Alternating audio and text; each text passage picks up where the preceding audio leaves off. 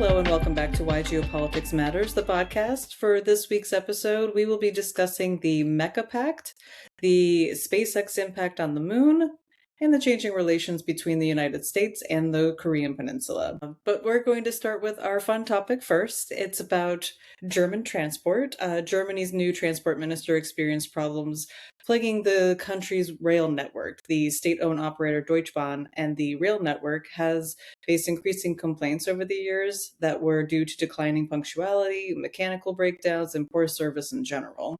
At the start of the transport minister's journey, he had to change carriages in a train taking him from Berlin to Hamburg after the air conditioning stopped working. And of course, this was during a time when we were in the middle of a heat wave, so it was very uncomfortable. And the chronic underinvestment in Germany has derailed yet another myth about the Teutonic efficiency of Germany. It's Deutsche Bahn's long-distance high-speed rail is among the least punctual in Europe. So it's very interesting to be able to talk about this sort of thing because Germans are known to being very punctual, and yet their rail is one of the most inefficient things that they have going for them right now. I know I experienced that a couple months ago when I went to go visit my brother, and it was just one delay after another, and I had to stay overnight in Munich because the train missed it and didn't have another one to go into the Czech Republic. So it was definitely interesting. And in October, the national rail operator broke its own poor record with roughly only half of all long-distance trains arriving without delay.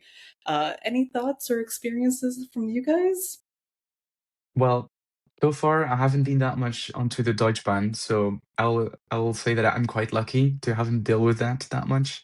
But I know that they are renowned in Europe for that. And but like comparing it to what France is having, because we faced the same heat waves, and we had also like several train cars that weren't able to move anymore because like it was too hot for them to drive right. um, and it was exactly the same issues, but somehow we still managed to have trains on time. Germany, like if there's no delay, you haven't experienced the proper German Deutsche Bahn.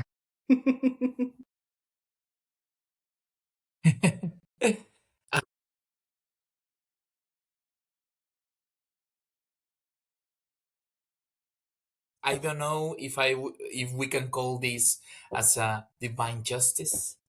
So let's gonna understand the issue. Sent to inspect the trains, got personally inspected by the trains, and Germany's rail system really say, "Let me give you a live demo." You know, it's something that German population, foreign population like us going to visit Germany are always facing in these kind of situations.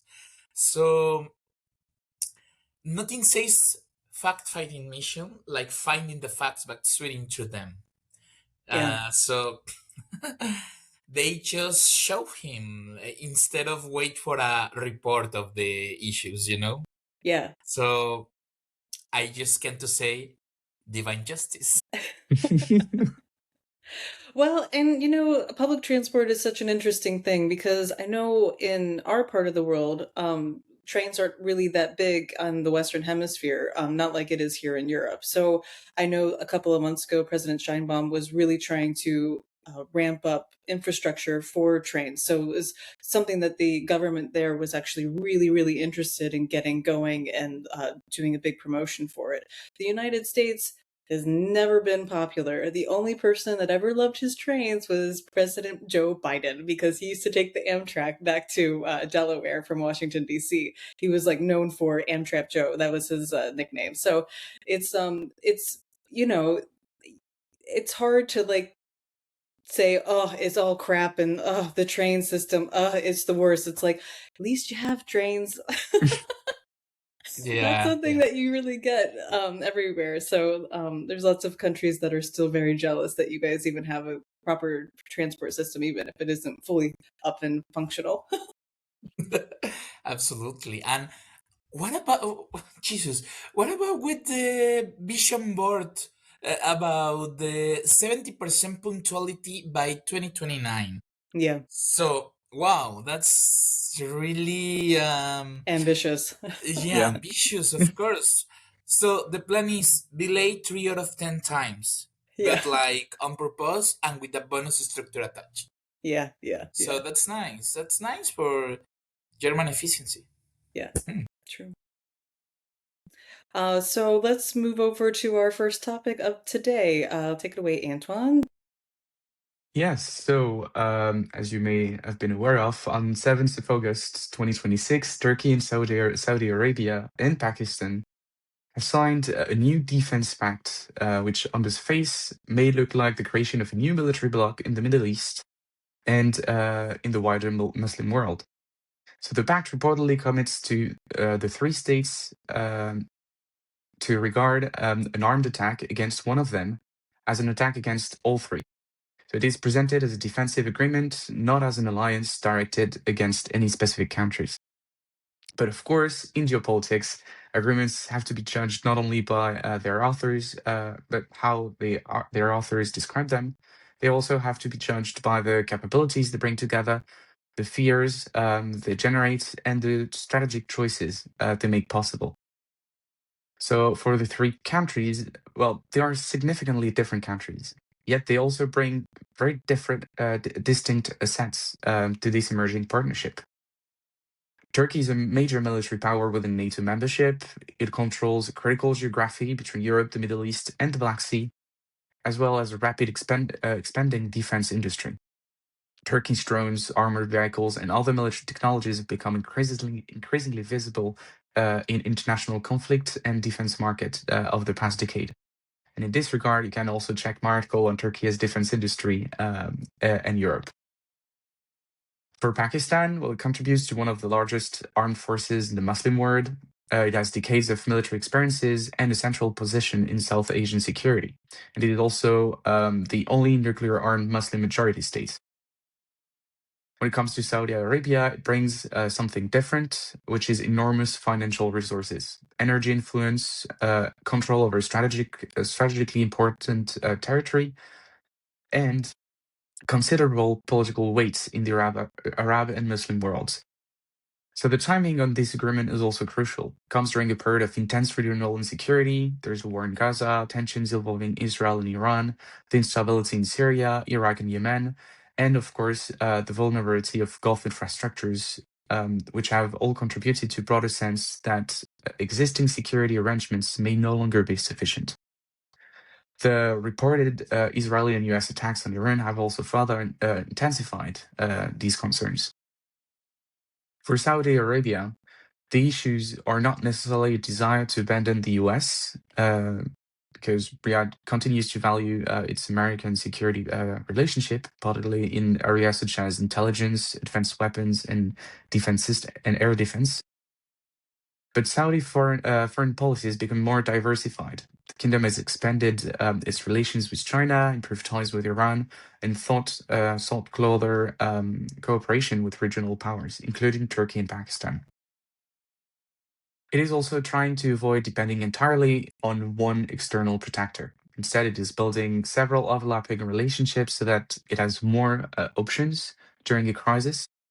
And for Turkey and Pakistan, closer cooperation with Saudi Arabia also has a clear advantage. It can create opportunities for defense exports, investments, military exercises, and also greater diplomatic influence in the region. So it not only reflects security concerns, but also economic and industrial interests. Another reason this pact is important is the history between Turkey and Saudi Arabia. During the years following the Arab Spring, Ankara and Riyadh often supported opposing political forces, and the two countries also found themselves on opposite sides on several regional disputes, including the conflict in Libya.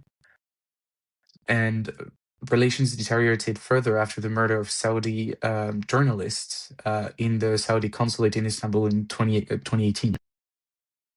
But the relations gradually improved, and there's also economic pressures, regional instability, and the need for diplomatic flexibility, which encourage both sides to move towards rapprochement.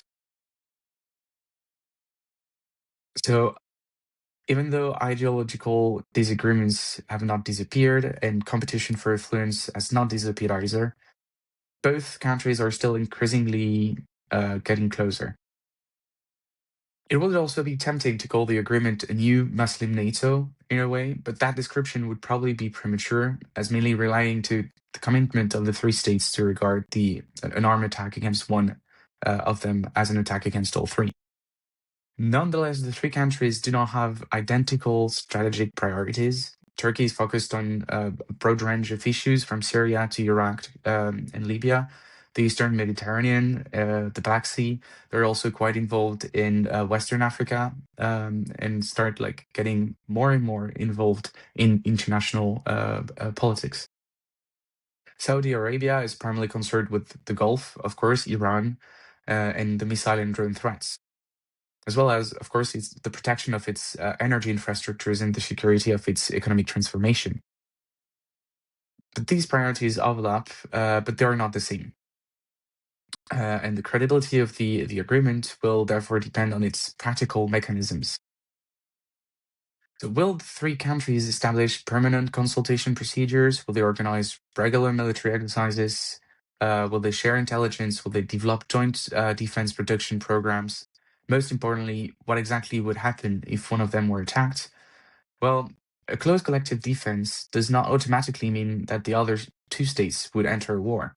Military assistance could take many forms: diplomatic support, intelligence cooperation, weapon deliveries, logistical aid, or, of course, direct intervention. So the pact's real value will be measured by what it produces beyond the signing ceremony. It has to be more concrete afterwards. So even if the agreement is officially defensive, other states will interpret it through the lens of regional rivalry. Iran may be concerned that a closer relationship between Saudi Arabia, Turkey, and Pakistan could eventually become a platform for military intelligence cooperation, may be directed against it. Israel will also watch the agreement carefully, partly because of Turkey's increasing critical position towards Israeli policy and Pakistan's political and military ties with the Arab world. But it would be a mistake to assume that, of course, the pact is automatically an anti-Iran or anti-Israel alliance. So the more accurate interpretation is that the agreement increases strategic uncertainty. It adds another layer to an already complex regional system involving the US, China, Russia, Iran, Israel, and the Gulf monarchies. And this is precisely why it matters so much. I think that one of the highlights of this situation is about how is the reaction for the people involved, if we can consider it in this way. Like, for example, of course, Iran, well, the Islamic Republic of Iran, uh, they are sure for publicly, or at least won't bring them security per one Iranian, according with the things that they already said. So Israel stays silent, I think. And I also read something about analysts in Washington will likely view it like favorably. I mean, they are not considered like a rival bloc. It's more like it looks like, at least according with all this panorama, like a light burden sharing, if we can be called in that way.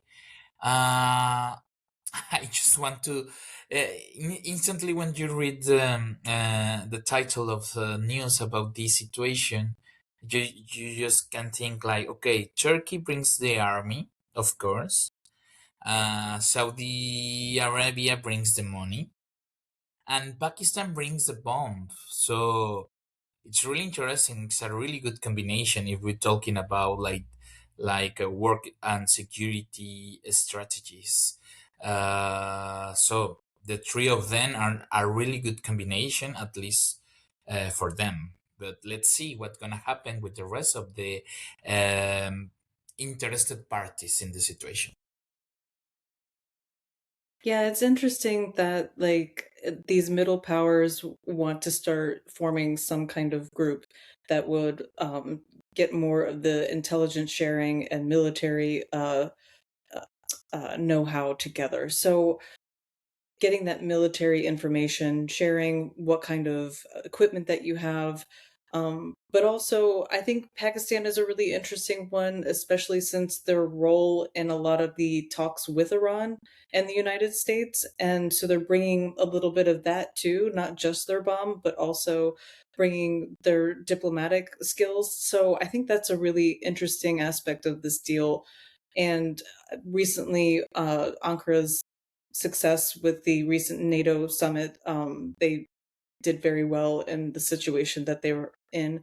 But it's Saudi definitely needs to have more friends. They've been kind of isolated from a lot of other Gulf countries due to uh, being such a higher regional power compared to everybody else. They've also been fighting with Qatar and all these other countries, and especially if things are going to kick off in Yemen even further with the Red Sea and the Bab el Mandeb. So I think Saudi Arabia is looking for more regional friends, and this pact can really elevate that in all these different aspects that you were talking about. So it is interesting that they didn't make it out to be like a NATO pact where it's essentially Article 5 will be inflicted if anything happens to them. I think they're kind of slow rolling it. And it would also be really interesting to see if there's any other countries that might be able to join this pact later, if they're going to expand it out to other people in the region. There's not a lot of friendly, but maybe middle friendly going on there. So maybe they can bring other countries that they've been talking to and trying to rebuild relations, especially along the Red Sea for Saudi Arabia that wants to get their oil and out of the countries through pipelines. So it's definitely something interesting to keep looking at and seeing if this is going to be just the start of like a further alliance building situation in the region. Yes, I fear as well that because like when you look at Pakistan regionally, it's not, let's say, the most liked country because it has there's like, I could say, like a small war going on with Afghanistan. In There's India ten, and there, inside the country as well with the yeah, Balochistan. So like they're not in a stable situation to no, begin no, with. no, Yeah. And Yeah. then they're definitely, not and they even have, in a choke point. Like there's not like a reason that they're important, but they do have like very significant impact on the region.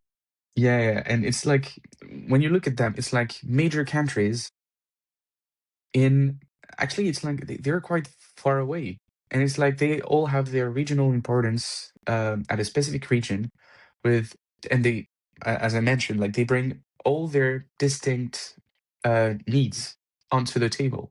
So like bringing them together makes actually a lot of sense because I guess they are the closest among the regional powers. Yeah, but they're right on the other side of Iran. So it kind of, and Turkey is right above Iran, and then Saudi Arabia is right next to it as well. So it does make sense that it's all just right around Iran. And well, not really Israel, but like proximity is like right there. But you can see that like these three countries are like really, really close to Iran and trying to keep that power in check. So it really is like a geopolitical issue because they're literally surrounding Iran. And it's a pact that isn't like aimed pointedly at Iran, but it is like we see what the future is going to hold. So we're trying to like get our ducks in a line. Yeah, yeah. I think that it's just to try to understand, or like in a simple words, Pakistan just extend nuclear arms solidarity to Saudi Arabia and Turkey, like in really general words. It's like it's still a defense pact, and not exactly. We are talking about a non-proliferation situation, so also, if we start to think that these kind of actions are related, that they are not fully trust the US anymore, Hmm. it's just maybe like a backup plan of security. Everybody's So, getting a backup plan right now. well, it's like the backup plan of the backup plan. Yeah. So, yeah, I think that it's that. It's like just three countries that don't fully trust the US anymore. So they try to take the issue Yeah, the trust is in wavering. their They're down hands. to about the 70% mark. Like they still want their money. They still want the weapons that are coming out of the US. So they're still friendly. They've still got their relations. They still want something out of the United States. They want the nuclear program in Saudi Arabia. They want help whenever they need it for Pakistan, and because they of all the things that are going on in Afghanistan. And then there's also Turkey, who's a NATO ally. So it's just all these different things at once that they're not unfriendly, which is like you said, the US aren't mad at this pact, but the US is also probably like, cool, they can do it their own because we want to be more hands off everywhere, anyways, because that's the Trump administration credo. And I think as well, like one thing that is important is that these deal overlap with NATO in a way. Because Mm, like I mean the fact that we have Ankara in the deal makes it a way more closer to NATO than any more independent alliance in a way. Like we still have to keep that in mind that I don't think it's in Turkey's interest to leave NATO and make their own independent deal. yeah. So, Manuel, tell us what's happening on the moon. Yeah, from Saudi Arabia, let's go to the moon. So, um, on August 5th, yeah, I think that it was August 5th, a piece of a SpaceX rocket that launched from Earth back in January 2025. So we are talking as the people say classify as space trash. Slammed into the moon at over 5,000 miles per hour. So that's really crazy speed with the force of nearly 3 tons of TNT. And the wildest part, this wasn't an accident nobody saw coming. NASA knew it was going to happen, and scientists were actually excited about it. I think that they want to see, I don't know, something like I'm that's, sorry, you said that they were excited about it? yeah, they're really excited about it. They want to see the consequences of this. I don't know. So, what exactly happened? The object was the upper stage of a Falcon 9 rocket. So, it's about 45 feet long. Uh, and back in January 2025, so more than 1.5 years ago, it had launched two lunar landers, Firefly's Blue Ghost 1, which landed successfully at Japan's iSpace Hakuto R, which crashed. Once its job was done, the empty booster stage separate and drift through the space. Over the following year and a half, solar activity and the moon's gravity gradually pull it onto a collision course. By the time NASA's Jet Propulsion Laboratory ran the numbers, they calculated a 100% chance of impact. So it was not a surprise. This was predicted. And then the impact itself. When it hit, the booster carved out a crater roughly 100 feet wide and 16 feet deep, near two existing lunar craters called Einstein and Bell. So, one brother more for these craters. To put the speed in perspective, it was traveling at about 5,400 miles per hour when it struck the surface. And this wasn't the first time something like this has happened. It's only the seventh known artificial object to hit the moon since 1959. But NASA also points out that natural meteoroids with similar energy hit the moon about every 6 days. So, not unusual situation. In cosmic terms, this is actually a pretty normal occurrence. And then, what scientists care about this situation. Uh, Here's the part that makes more than just space junk failing. Carl Schmidt, a planetary scientist at Boston University, has been studying the impact because events like these are rare opportunities. He actually detected sodium and lithium gas release from the impact, which helped confirm the collision happened and is giving researchers new data on the moon's very thin atmosphere. Something called the lunar exosphere, NASA's Lunar Reconnaissance Orbiter, is also going to fly over the impact site within the next couple of weeks to take before and after photos. So that imagery will help scientists study lunar geology and, importantly, improve how we track objects in space, which matters more every year as we launch more missions. So while all these scientific and space crazy things are important to us, this event sits in an interesting intersection. The same private companies pushing forward the new space race, aka SpaceX, Firefly, eSpace from Japan, are also leaving debris behind. And that debris is now becoming a scientific resource almost by accident. Mm-hmm. So that's we want to call it collateral effects. As more countries and companies send hardware toward the moon, incidents like these are only going to become more common, which raises a real question the space industry is starting to grapple with. As lunar traffic increases, who's responsible for tracking and managing what we leave behind up there? Yes. That it's maybe for some of all us are like a new question, but this is a question that it reminds like I don't know, maybe since some decades ago. We have to understand that the space junk, artificial of course, it's increasing rapidly in the last decades with increasing number of satellites, increasing number of space rockets, and all these new and old companies and private and public doing research in the space. Well, this is one of the consequences.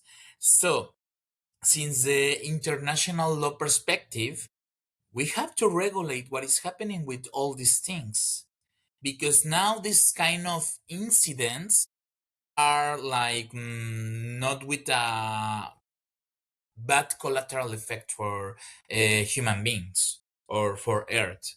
I mean, it's like, okay, you crash the moon, nothing is happened about security of countries or people. But what gonna happen if one of these situations gonna affect later the security of people? That's the thing here. So who was in charge? Because as we can remind from the International Treaty of Space, no one talking about governments, countries, nations, and no one can claim like a position from moon or from any other satellite, natural satellites, or any space bodies. So what's next? This event sits in an interesting intersection. The same private companies pushing forward the new space race, again, like SpaceX, Firefly, and Space, are also doing this kind of thing. So maybe the answer could be easy. The people that it's doing the mess has to clean the mess. But it's not exactly like that. Sorry. Yeah, it's okay, it's okay. So um what in conclusion, what we can do or what we can expect about this situation? um a rocket stage did its job, drift for a year and a half, and turned into an unplanned science experiment. So it was like, okay, we are taking we are yeah, taking opportunities about the resources. But it's not just about that. It's a small story about a big shift. Humanity is now leaving footprints, craters, also on the moon regularly, enough that it's becoming a routine. So, reading this at a natural peace lands right around like the next years, the next couple of years or the next decade, it's making us wondering a lot of things about how we can regulate these kind of scenarios. Again, was kind of luckily situation because not was like a real damage for anybody. But what happened when this kind of space junk is also affecting um, their research, their resources, and the belongings of other private or public companies. So that's the thing here in the moon and in the Yeah, it's interesting because like that's something that people have been always really kind of worried about with the space program and putting stuff up into orbit. So stuff does fall to Earth like all the time, but because most of the Earth is covered by water, it's landing in the oceans. It's not landing on somebody's backyard, or but there are incidents of that happening. I think it happened once in Florida because Cape Canaveral is right there where they launch most of um, the spaceships. So it's something that people need to take a lot more responsibility for. And when the government was the ones going up, then of course it was easier. The government would, take care of that issue. But now that these private companies are the ones that are going up, and if something falls back down, that is going to be a really big problem. And also, they've been talking about space junk for years. There's so many decommissioned satellites just wandering around. They're not doing anything. They're not sending any information back. It's absolute trash. And it's so, I also saw some images of what it looks like with everything orbiting the Earth. And it just doesn't look like, it looks horrible. And what kind of impact is that having in the space around the Earth? And how is that impacting everything else? So it's definitely something that uh, there needs to be a lot more regulation on it. Like you said, I think policy is going to be really important here.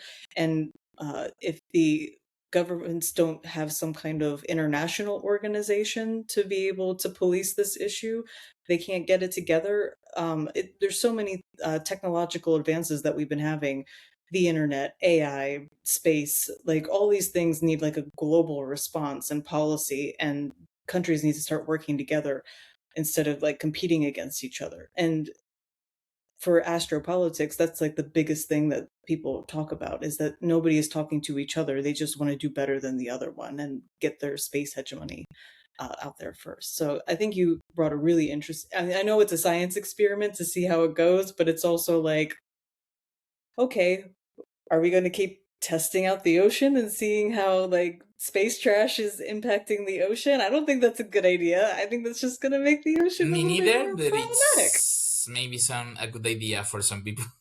Yeah. So it's tricky. We need like some kind of global policy response to stuff like this to get it like, so it's not just one scientist who's like, let's see what happens when we blow shit up. So Yeah. Yeah.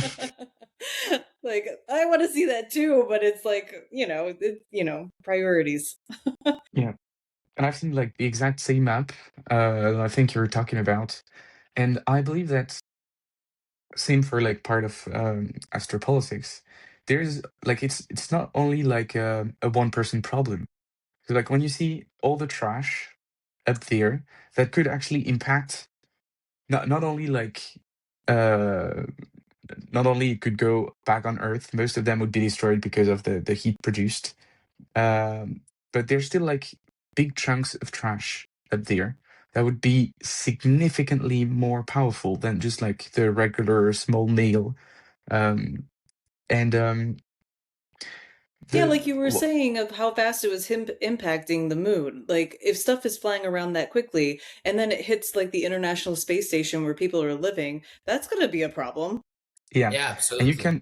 you can also imagine just not even eating the International Space Station, just hitting a regular satellite. Can you imagine the Yeah. chain reaction that it would cause because then, like, let's say the satellite just like Takes out also Starlink, produce. and then Ukraine doesn't have any of their internet anymore. Well, it would produce so many small so many small chunks of trash afterwards, because another trash like, just crashed into satellites, and then these particles would like go fly into other satellites. Like it could, I think, Chain reaction. yeah, could lead to like massive chain reaction, and it's like a global problem. Like because these things don't regard if it's like a Chinese or a Pakistani or a French or whatever nationality satellite it is. They would just crash in it. So it would actually be a problem for anyone having something in space. That it's practically the whole population of, right now, because um, maybe someone can say like, I'm not the owner of a SpaceX. I'm not Elon Musk, so not my problem. But it is like, we know that everything is working with satellites today. Everything, everything in the world is working. GPS, internet connection, databases of governments, everything that we are using in our daily lives are working thankfully to the satellites that it orbiting currently our Earth. So yeah, that's really interesting topic that we should try to analyze from all the perspectives, like the policy perspective, political perspective, and also from ecological terms about talking about the resources that we are sending to space that they are not returning to our planet. At the same time, the risk of this crashes not just into the lunar surface, but even into oceans and land here in our planet. So, yeah, we need to analyze all these perspectives also from the international law, that it's important to think about what we should do about if we need to extend the current regulations, if we need to create new ones regulations. So all these things, I try to cover it in a new article that you can read in our next newsletter. So stay tuned about that if you are interested about the space law. Perfect. So, moral of the story, clean up after yourself, dudes. So now we're going to go over to the Korean Peninsula. It has been an absolutely wild week because last weekend on Truth Social, Trump announced that he wanted the Pentagon to reduce joint military exercises in South Korea. He has also claimed that these exercises are a costly expenditure for the United States, as well as hostile to North Korea, who is unthreatening and respectful to him. So I guess he forgot back in 2017 when the North Korean leader called him mentally deranged dotard after Mr. Trump delivered a speech at the UN threatening to totally destroy North Korea if the United States had to defend itself or its allies. But, I digress. The relationship has changed with North Korea since Trump has received love notes. And when he visited the demilitarized zone in 2019, he also announced on Wednesday that he will be meeting Kim Jong un later this year, potentially during a trip to Asia in November for the Asia Pacific Economic Cooperation Summit in Shenzhen, China. The very next day, North Korea launched 10 short range ballistic missiles towards the sea. And the barrage came less than a day after Trump claimed that he was planning to meet Kim Jong un, but Kim's sisters said that she knows absolutely nothing about any talks between the United States and North Korea about this upcoming meeting. So, as usual, we don't really know what Trump is talking about. That's par for the course at this point. But the talks are probably a good thing, probably a bad thing. We don't really know if it's actually going to happen. It might be bluster like he's been doing on a lot of things recently, but it definitely woke up the South Koreans and they're very, very nervous. And they're reaching out to Japan and trying to coordinate new military goals. So the other thing that was really interesting that is only sort of connected to what's happening in South and North Korea. Um, there was this aircraft carrier, the USS Abraham Lincoln, who was stuck at sea. I don't know if you guys actually read anything about what was going on there. They've been deployed for like 200 days, and it's just people mental health deteriorating. Some of the guys haven't even seen the light of day since they got on board. It's just been a really horrible situation. So, in order to get the USS Abraham Lincoln out of the Middle East, the USS George Washington carrier had to move in. And this one is usually positioned in the Pacific. So that so nobody came in behind the George Washington carrier to relieve them because there's only 11 carriers that are going at the same time. They need a lot of upkeep. They can only be out for so long. But without that carrier in the Pacific, a lot of US allies are very nervous about not having that backup. And like if China were to move on Taiwan, if North Korea does something.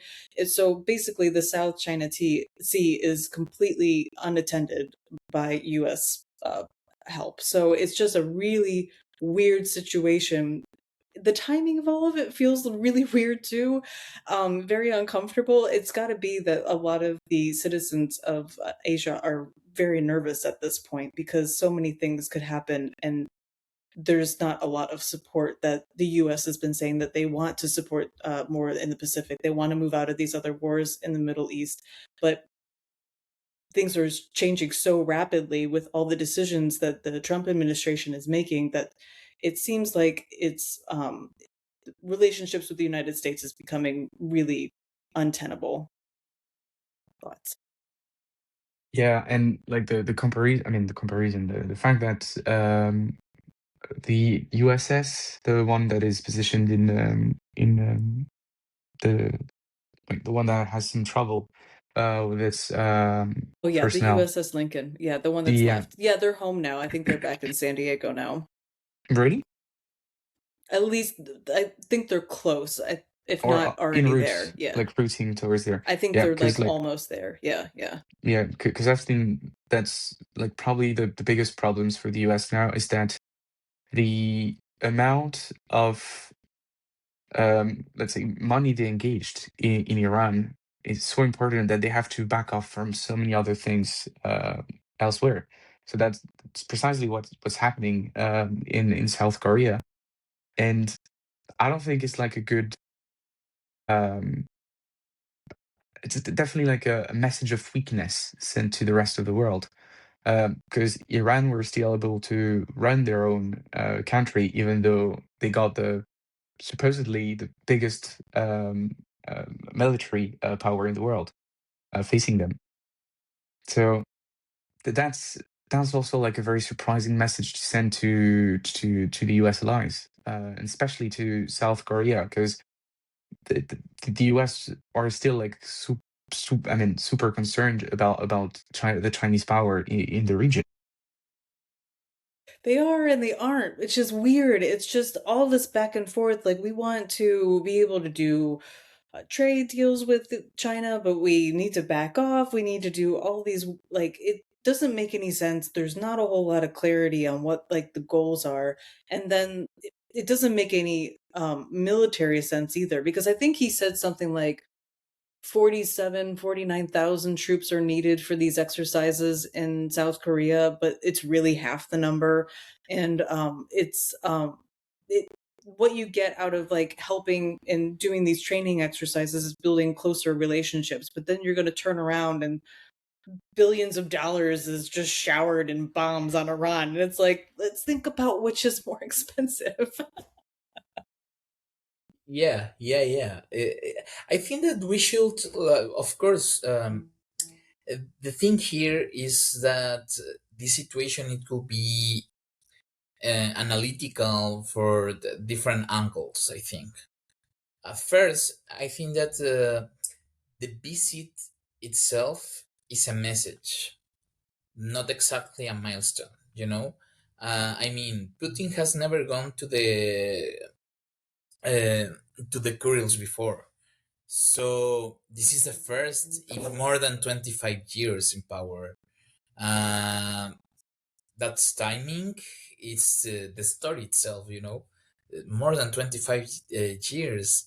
He's not visiting because there's a new reason to. I think that he's doing it because he wants to send a signal of, Putin, uh, most likely to Tokyo. It's Yes.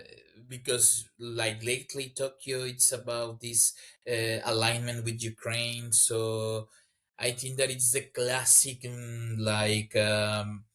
escalate on a front where the other side has not good response. I think so. Yeah, Uh, you're right. And especially with everything that North Korea has been doing with their troops going to Ukraine and building that relationship up has just been like over the past 3 years, 4 years, it's been like really getting a lot bigger. yeah, yeah, yeah. Yeah, the thing is, like, Japan can militarily contest a presidential visit to islands. It doesn't control, so all it can do is protest. Uh, I think that it could be like a fairly weak instrument, but well, it's just a supposition that we can think about it. Another one, I think that it's about like this 20 it was 25-minute summons. But well, yeah, it's still the same situation. It's just like I don't want to say a conspiration, but it's just like some different angles to try uh, um, to understand all these things that it's happening. Another analytical angle of this situation about the domestic politics on both sides. Takaichi taking a hard line plays well domestically in Japan. Public sentiment of the northern territories is a rare cross-party consensus issue. It costs her little at home, to be blunt. So for Putin, on the other side, is a symbolic visit, cost nothing militarily, and lets him look assertive on multiply fronts simultaneously. Like from one side in Ukraine, war Green on, and on the other side, of course. So both leaders are getting a cheap win in front of domestic audiences, which is part of why this is more likely to stay theoretical than escalate further. So for now. You're right. There's a lot of that's going on between the two leaders that is really important and interesting to keep track of because their moves are something that the rest of the region is definitely looking at to keep tabs on them and see what kind of things that they're doing. So I think this is another area that we have to keep a better eye on because there are so many distractions with Ukraine and Iran that we do need to make sure that Asia is well attended to. So, on behalf of Antoine, Manuel, and myself, thank you very much for joining us today. If you have suggestions or comments, please feel free to contact us through our website, whygeopoliticsmatters.com. We would truly love to hear from you. And if you haven't already, please subscribe to the newsletter and wherever you get your podcast. And we'll see you later. See you. Bye. Bye. For more articles on why geopolitics matters, don't forget to subscribe to our newsletter at whygeopoliticsmatter.com.